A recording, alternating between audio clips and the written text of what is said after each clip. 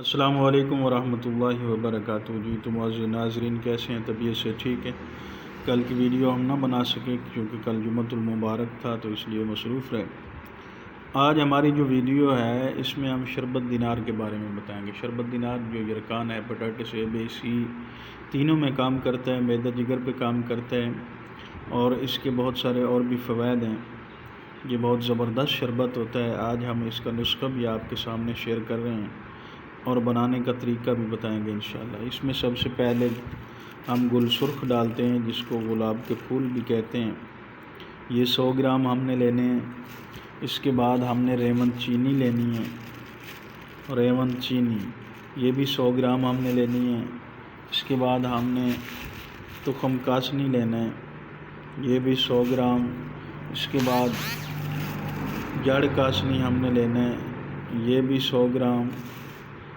اور گوزبان ہم نے لینا ہے، یہ بھی 100 گرام ہم لیں گے۔ اور گل نیلوفر یہ بھی 100 گرام ہم لیں گے۔ تخم کسوس یہ بھی 100 گرام ہم لیں گے۔ اور سامعین، اس میں ہم اس سب کو پانی میں بھگو کے رکھیں گے تقریباً 4 سے 6 گھنٹے۔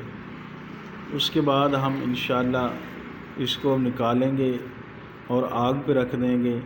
آگ پہ کچھ دیر اس کو 1 گھنٹہ تقریباً پکائیں گے۔ پکانے کے بعد اس کا پانی ہم جو جوشاندہ بنے گا نکال لیں گے۔ نکالنے کے بعد اس میں ہم چینی ملائیں گے، فی بوتل کے حساب سے 3 پاؤ چینی، یعنی 1 بوتل اگر شربت کی بنانی ہے تو اس میں 3 پاؤ چینی ملائیں گے۔ اس سے تقریباً ہماری 8 بوتلیں بنیں گی۔ یہ جو مٹیریل ہم نے آپ کو دکھایا ہے، 8 بوتلیں اس سے بنیں گی۔ یہ ہم انشاءاللہ اس میں فی بوتل کے حساب سے 3 پاؤ چینی ملائیں گے۔ اس کے بعد ہم اس میں 20 گرام ٹاٹری ڈالیں گے، یہ ٹاٹری ہے تاکہ ہمارا شربت خراب نہ ہو۔ اور یہ سوڈیم بینزویٹ ہے، یہ بھی ہم اس میں 20 گرام ڈالیں گے۔ اس کے فائدہ یہ ہوتا ہے کہ شربت جو ہے نا وہ خراب بھی نہیں ہوتا، اور شربت بسا اوقات جو ہے نا گرم ہو کے ابھرنا شروع ہو جاتا ہے، بوتل میں وہ ابھرتا بھی نہیں ہے۔ اس کا یہ فائدہ ہے۔ یہ ساری چیزیں ہم ملا کے ان کو ایک برتن میں 4 سے 6 گھنٹے بھگو کے رکھیں گے۔ اس کے بعد ہم اس کا جوشاندہ بنائیں گے۔ وہ جوشاندہ نکال کے ہم اس میں 3 پاؤ فی بوتل کے حساب سے چینی ڈالیں گے۔ ایک مرتبہ نسخہ پھر سن لیں۔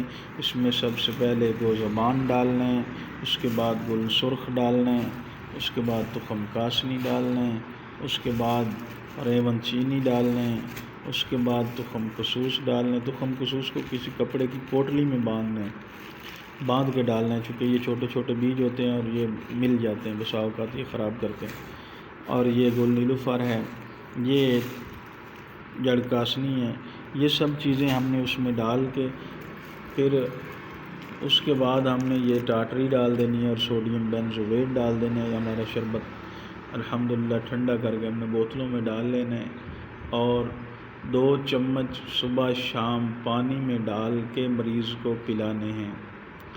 مریض چاہے جس مرض کا بھی ہو، جس میں ہیپاٹائٹس کا مریض اے بی سی تینوں کے لیے بہت اعلیٰ شربت ہے۔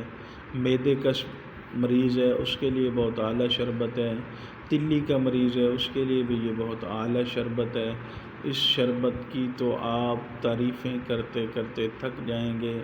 بسا اوقات پاؤں پہ ورم نکل آتے ہیں، جسم پہ سوزش ہو جاتی ہے، اس سوزش کے لیے بھی یہ بہت اعلیٰ شربت ہے۔ آپ بنائیں، ہمیں دعاؤں میں یاد رکھیں اور درود شریف کی کثرت کریں۔ اللہم صلی علی محمد عبدک و رسولک وصلی علی المؤمنین والمؤمنات والمسلمین والمسلمات۔ اللہ تعالیٰ آپ تمام حضرات کو خوش رکھے۔ السلام علیکم ورحمۃ اللہ وبرکاتہ۔